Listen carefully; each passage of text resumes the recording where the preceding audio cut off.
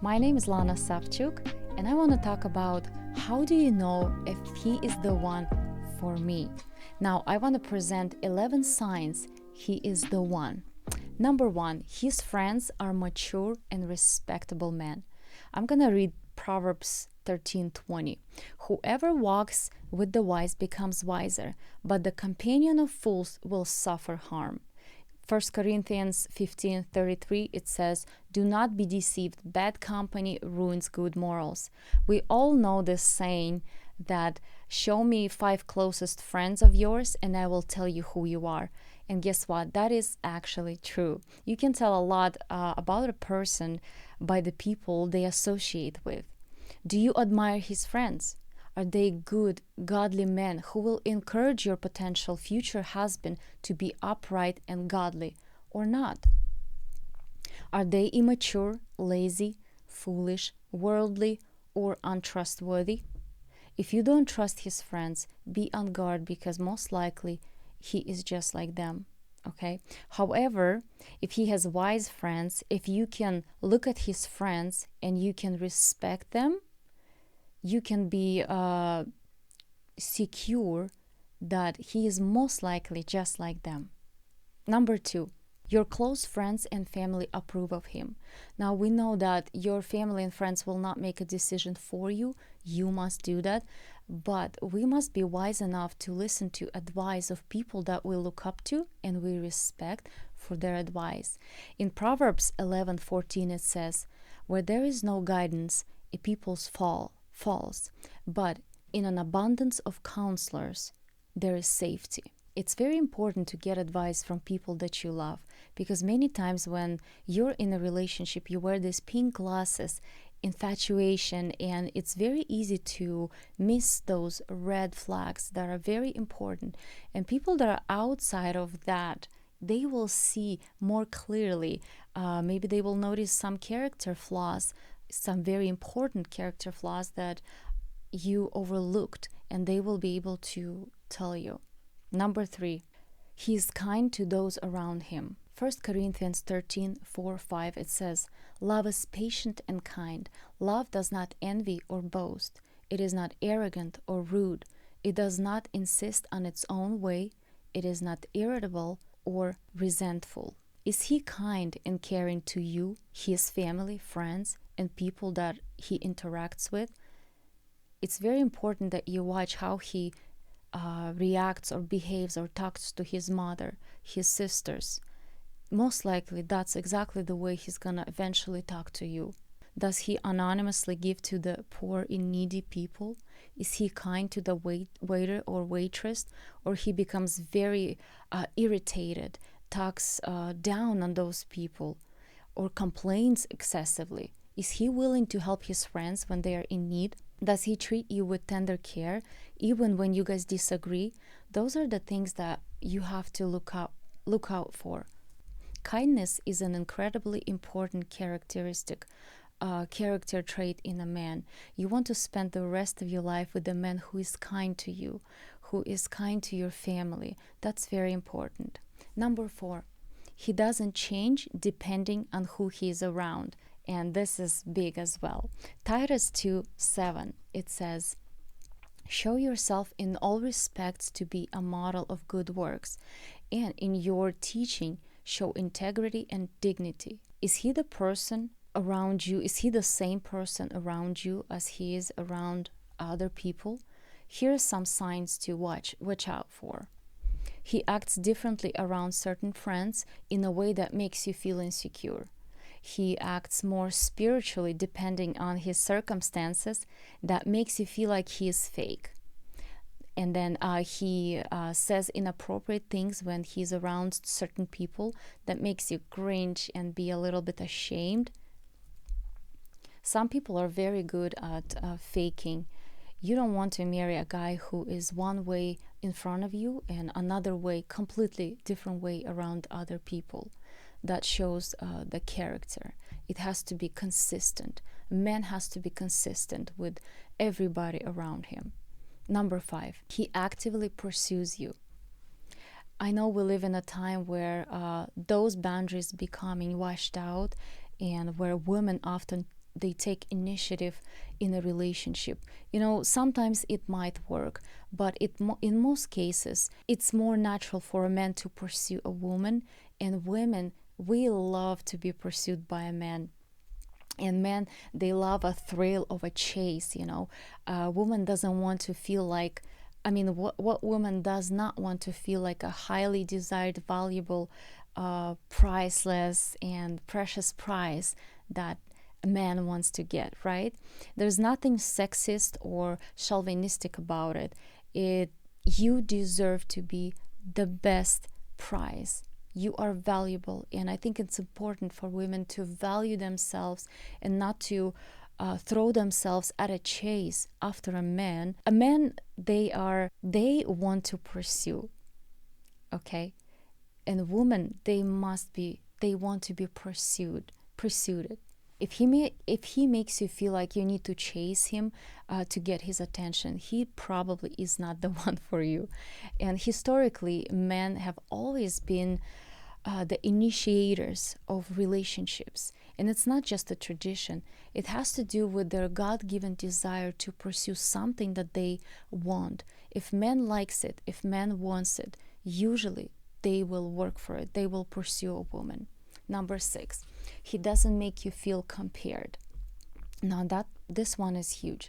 In Matthew 5:28 it says, "But I say to you that everyone who looks at a woman with lustful intent has already committed adultery with her in his heart." Does he check out other women? Does he talk about his ideal woman that they want to be with? Or he tell you how you can improve? No. That is just a no. It is very disrespectful for a man to talk about other women in a way that he should only talk about you. Your potential spouse shouldn't make you feel like you need to improve yourself to make them happy, okay? If he has a bad habit of checking out other women, making inappropriate comments, you have to acknowledge that he has a wandering eye. There's something wrong, and it will affect your relationship. You absolutely need to feel like you're just perfect the way you are, okay? And that he has the eyes only for you. His eyes are only for you. Number 7, he has earned your trust. Be cautious when you give trust, your full trust to a man, frankly, to anyone. We need to love everyone, but trust is always earned. We need to watch a person that they are consistent with who they are and what they say before we give them our full trust. Earning someone's trust is never done quickly. It takes time and consistency to develop that trust. Here are some warning signs. Does he act suspiciously? Is he really good at talking his way out of things? And we all know people like that who are really good at talking, and they can get themselves out of everything by their words. Does he get uneasy when you touch his phone, like he's hiding something? Do you feel like he is sensitive, secretive, and uncommunicative about topics that are important for you to discuss? Those are some warning signs for you to watch out for. If you're in a relationship with a man who is communicative and honest about his flaws, you will find yourself trusting him more and more. A good and godly man will prove himself trustworthy over and over again. Number 8, he respects you. Here's some warning signs of disrespect. He talks over you and disregards your opinion. He breeds insecurity into you, purposefully making you feel like you aren't his priority. You feel pressured by him to do things that are uncomfortable for you or the things that are wrong. His phone seems to be number 1 priority. He doesn't respect your time with him. He excessively pokes at you, makes jokes all the time about you or your appearance, makes fun at you, or corrects you in public. These are some warning signs that he might be disrespectful towards you. It is normal to disagree on things, but talking through disagreements should not make you feel disrespectful. If he respects you, you will know it. He will make you feel empowered and confident. He will be proud of who you are. He will support your goals. He will respectfully discuss your guys' differences, listen to your opinion, and not make you feel ignored or wrong all the time. He will never try to convince you to do something you are uncomfortable doing, or something that's immoral or ungodly. Okay? Sign number 9. His actions speak louder than his words. Okay, Jeremiah 9:23. It says, "Let not the wise man boast in his wisdom, let not the mighty man boast in his might, let not the rich man boast in his riches." And John 3:18 it says, "Let us not love in word or talk, but in deed and in action." He doesn't need to tell you that he is a good man, that he's a hardworking man. His actions should show that. You will see it very quickly and very clearly by his actions. Actions always speak louder than words. If you notice that he's always bragging and he's conceited, be very careful. Sign number 10. He's 100% not secure in his faith in God. In Hebrews 11:6 it says, "And without faith it is impossible to please him. For whoever would draw near to God must believe that he exists and that he rewards those who seek him." And 2 Corinthians 6:14 it says, "Do not be unequally yoked with unbelievers. For what partnership has righteousness with lawlessness? Or what fellowship has light with darkness?" If the man is not secure in his walk with the Lord, in his faith in God, you do not want to marry that guy, okay? He must be secure in his faith in Christ. And I don't know, we need to talk about the fact that if he is not Christian, we shouldn't even date people like that, because we should date in the Lord only, according to the Word of God. And number 11, he is secure in who he is. Ephesians 4:14 it says, "Then we will no longer be infants, tossed back and forth by the waves and blown here and there by every wind of teaching and by the cunning and craftiness of people in their deceitful schemes." You do not want to marry a wishy-washy man who is easily influenced by the people around him. He must be secure not only in God, but also in who he is in the Lord. You want to marry someone who is steady, who is consistent, a wise man with leadership abilities.